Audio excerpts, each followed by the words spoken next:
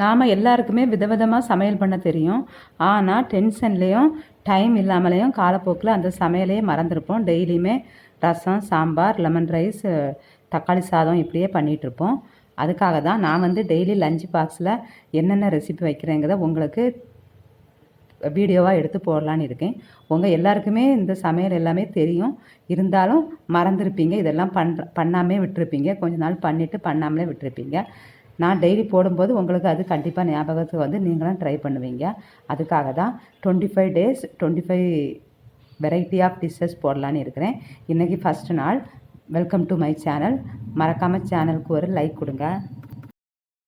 குக்கரை அடுப்பில் வச்சுட்டு அதில் வந்து எண்ணெய் கொஞ்சம் நெய் விட்டுட்டு பட்டை, கிராம்பு, ஏலக்காய் ஒன்று போட்டு நல்லா பொரித்த உடனே நம்ம மிக்சியில் ஃபஸ்ட்டே அடித்து வச்சுருக்கணும்.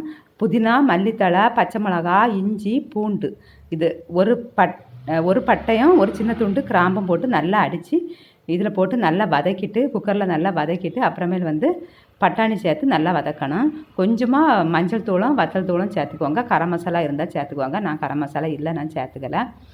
நம்ம வந்து மசாலா அடிக்கும் போதே பட்டை, கிராம்பு போட்டிருக்கனால ரொம்ப தேவைப்படாது. உங்கள்கிட்ட காஞ்ச பட்டாணி தான் இருக்குன்னா ஒரு நாளைக்கு முன்னாடியே ஊற வச்சுக்கோங்க.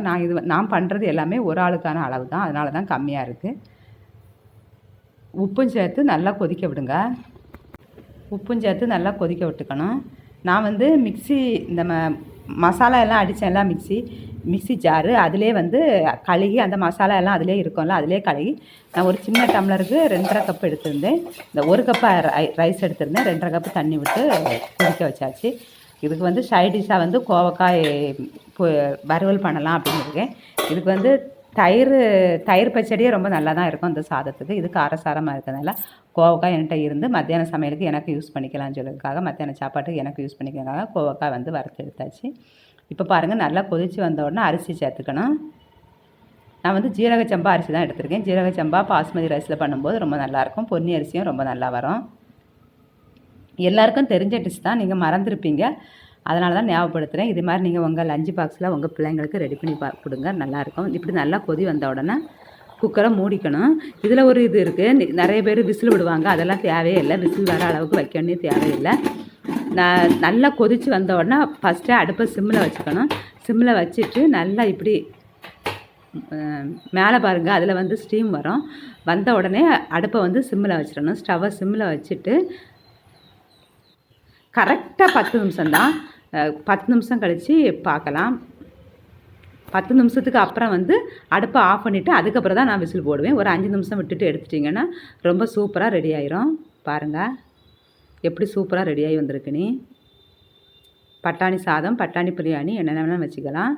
இது மாதிரி கொடுத்து டெய்லி லெமன் ரைஸு, சாம்பார், ரசம், பருப்பு குழம்பு அப்படி கொடுத்து விடாமல் இதே மாதிரி டிஃப்ரெண்ட்டாக கொடுங்க.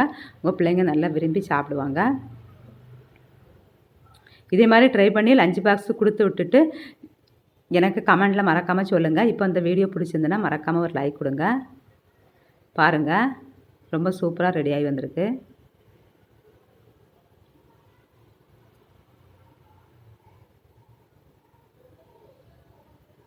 சேனலை மறக்காமல் சப்ஸ்கிரைப் பண்ணி வச்சுக்கோங்க.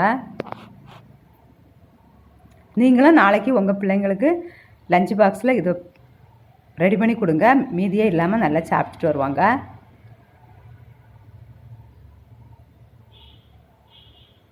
இது எத்தனை பேருக்கு பட்டாணி சாதம் எங்களுக்கு தெரியும்னு சொல்லவங்க கமெண்ட் பண்ணுங்கள். நாங்கள் பண்ணியிருக்கோம் சொல்லவங்க கமெண்ட் பண்ணுங்கள்.